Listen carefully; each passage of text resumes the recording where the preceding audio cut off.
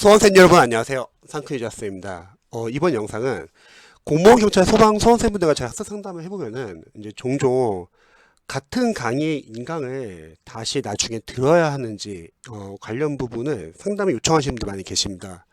관련해서 제가 간단하게 조언을 드릴게요. 우선 수험생들이 인강을 어떤 강의를 들었어요. 그러면 나중에 그 과정을 다시 한번 복습을 할 때는 인강 없이 여러분들이 강의에서 들은 부분을 교재에서 적고 그리고 그 교재를 다시 보는 게 중요합니다. 강의를 다시 듣는 게 아니에요. 보통 공무원 공부는요, 이제 줄여나가는 공부가 중요합니다. 근데 뭐 여러 가지 질문이 여기서 생길 수가 있어요. 뭐 첫 번째는 인강을 들으면서 뭐 필기를 하느라고 이해를 놓치는 부분. 이런 질문도 많이 하거든요. 그러면 저는 강사로서는 이해보다는 필기가 우선이라고 생각합니다. 그 이유는 기본서의 양이 워낙 많기 때문에 그 과목에 기반이 없다고 하면 초시생은 기본서에서 이해를 하면서 나갈 수는 없어요. 양이 워낙 많기 때문에요. 오히려 이 이해라는 거는 우리가 기본서를 나중에 단거나 작업도 하고 여러 번 반복을 하고 관련된 뭐 기출, 관련된 단원별 문제, 그리고 뭐 전범위 뭐 시행처별 기출 관련된 문제 또 풀 수도 있겠죠. 또 전범위 모의고사 이러한 문제를 풀면서 이론을 같이 보고 문제를 풀면서 이해가 되는 경우가 많습니다.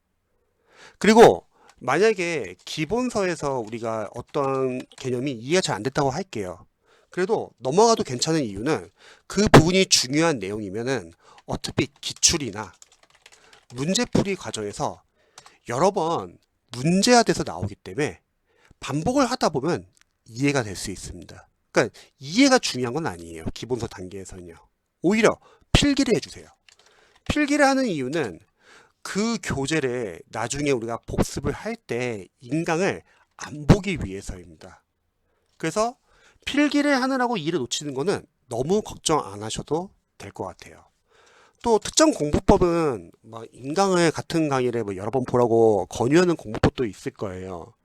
그런데 제가 생각했을 때는 인강은 그냥 한 번만 봐주시고 그 인강을 통해서 예를 들어서 뭐 출제 범위 아니면 중요한 부분 뭐 중요 포인트 뭐 키워드 한정 이런 거를 여러분들이 체크해 가지고 나중에 그 부분을 직접 공부하는 게 중요합니다. 물론 인강을 여러 번 듣는 경우도 있어요. 종종 어떤 경우냐면 예를 들어서 육아를 병행 중인 mam시생이에요. 막 주부 수험생. 그러면 공부 시간이 부족하단 말이죠. 그래서 집안일을 하면서 이전에 들었던 기본서 강의 아니면 요약서 강의 이전에 들었던 거에 한해서요. 다시 틀어놓고 일을 하는 거예요. 그럼 듣는 거죠. 그 정도는 괜찮습니다. 하지만 그게 아니라 무조건 어떠한 강의를 듣고 그 강의를 또 들을 필요는 없는 거예요. 그래서 이런 거 여러분들이 한번 참고해 보시면 좋을 것 같아요. 보통 수험 상담을 해보면은 뭐 강의를 여러 번 들어야 된다. 그럴 시간이 없습니다.